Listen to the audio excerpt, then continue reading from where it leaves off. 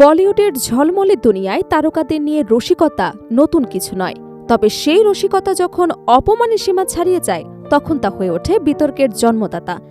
এবার ঠিক এমনই এক ঘটনার কেন্দ্রে উঠে এসেছে জনপ্রিয় নায়িকা। দর্শক, বলছিলাম বলিউডের গ্ল্যামারাস অভিনেত্রী আলিয়া ভাটের কথা।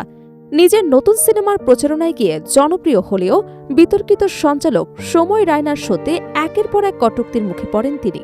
শেষ পর্যন্ত বিরক্ত হয়ে সরাসরি বলে ফেলেন, তোমার শোতে আসাই আমার ভুল হয়েছে। ভারতীয় কৌতুক অভিনেতা এবং ইউটিউব ব্যক্তিত্ব সময় রায়নার অনুষ্ঠান ইন্ডিয়াস গট লেটেন্ট নানা সময় বিতর্কের জন্ম দিয়েছে। ব্যতিক্রমী হয়নি সাম্প্রতিক পর্বটিও। এবার সেই বিতর্কের কেন্দ্রে রয়েছে বলিউড অভিনেত্রী আলিয়া ভাট। অনুষ্ঠানে অতিথি হিসেবে অংশ নিতে গিয়ে সঞ্চালকের একের পর এক বিদ্রূপতাক মন্তব্য, অস্বস্তিকর পরিস্থিতির মুখোমুখি হন তিনি। পরে সেই ঘটনার ভিডিও সামাজিক যোগাযোগ মাধ্যমে ছড়িয়ে পড়লে শুরু হয় ব্যাপক আলোচনা ও সমালোচনা। জানা গেছে, যশরাজ ফিল্মসের বহুল প্রতীক্ষিত স্পাই থ্রিলার সিনেমা আলফার প্রচারণার অংশ হিসেবে সহ অভিনেত্রী শর্বরী ওয়াককে সঙ্গে নিয়ে অনুষ্ঠানে উপস্থিত হন আলিয়া ভাট। শুরুতে পরিবেশ স্বাভাবিক থাকলেও ধীরে ধীরে আলিয়াকে ঘিরে ব্যক্তিগত মন্তব্য এবং কৌতুকের মাত্রা বাড়তে থাকে। অনুষ্ঠান চলাকালীন সময়ে রায়না আলিয়ার অভিনয় জীবন, তার সাম্প্রতিক সিনেমাগুলোর সাফল্য ব্যর্থতা এবং আন্তর্জাতিক অঙ্গনে তার উপস্থিতি নিয়ে মন্তব্য করতে থাকেন। বিশেষ করে কান চলচ্চিত্র উৎসবে আলিয়ার উপস্থিতির প্রসঙ্গ টেনে এমন কিছু মন্তব্য করেন যা অনেকের কাছে অপ্রাসঙ্গিক ও অসম্মানজনক বলে মনে করা হয়েছে।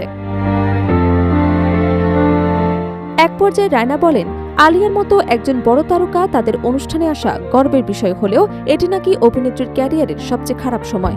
শুধু তাই নয়, কান চলচ্চিত্র উৎসবের রেড কার্পেটে বিদেশি আলোকচিত্রীদের কাছ থেকে আলিয়া যথেষ্ট মনোযোগ পাননি।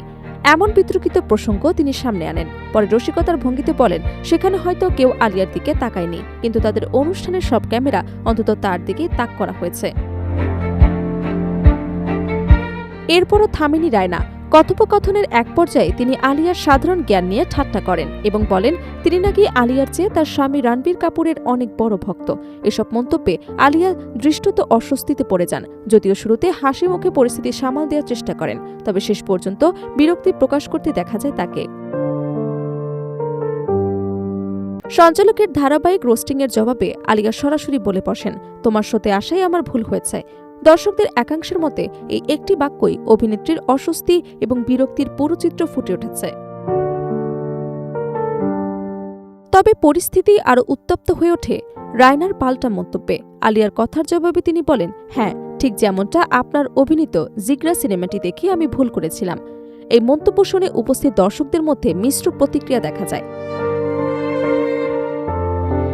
ঘটনার ভিডিও ক্লিপ সামাজিক যোগাযোগ মাধ্যমে ছড়িয়ে পড়ার পর শুরু হয় ব্যাপক আলোচনা।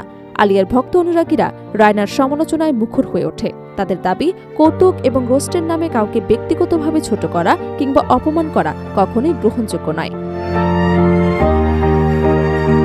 অন্যদিকে সময় রায়নার সমর্থকদের একটি অংশের দাবি, ইন্ডিয়াস গট লেটেন্ট মূলত রোস্ট ধর্মীয় অনুষ্ঠান এবং এর অংশগ্রহণকারীরা আগে থেকে এর ধরন সম্পর্কে অবগত থাকেন, তাই পুরো বিষয়টিকে অতিরঞ্জিত করা হচ্ছে বলে মত তাদের। উল্লেখ্য, রায়না এর আগেও বিভিন্ন সংবেদনশীল বিষয় নিয়ে মন্তব্য করে বিতর্কে জড়িয়েছেন। বিশেষ করে শিশু, সামাজিক ইস্যু এবং ব্যক্তিগত বিষয় নিয়ে তার কিছু মন্তব্য অতীতের সমালোচনার জন্ম দিয়েছিল। এবার আলিয়া ভাটকে ঘিরে নতুন এই ঘটনা আবারও প্রশ্ন তুলেছে, রসবোধ আর অপমানের সীমারেখা আসলে কোথায়? এদিকে ঘটনাটি নিয়ে এখনো আনুষ্ঠানিকভাবে কোনো মন্তব্য করেননি আলিয়া ভাট। তবে সামাজিক যোগাযোগ মাধ্যমে যে প্রতিক্রিয়া তৈরি হয়েছে তাতে বিষয়টি নিয়ে বিতর্ক আরও কিছুদিন চলবে বলে মনে করছেন বিনোদন বিশ্লেষকরা। কারণ বলিউডে তারকাদের নিয়ে রসিকতা নতুন কিছু না। সেই রসিকতা যখন সম্মানবোধের প্রশ্ন তোলে তখন তার নিছক বিনোদনের গণ্ডি পেরিয়ে বড় বিতর্কের রূপ নেয়।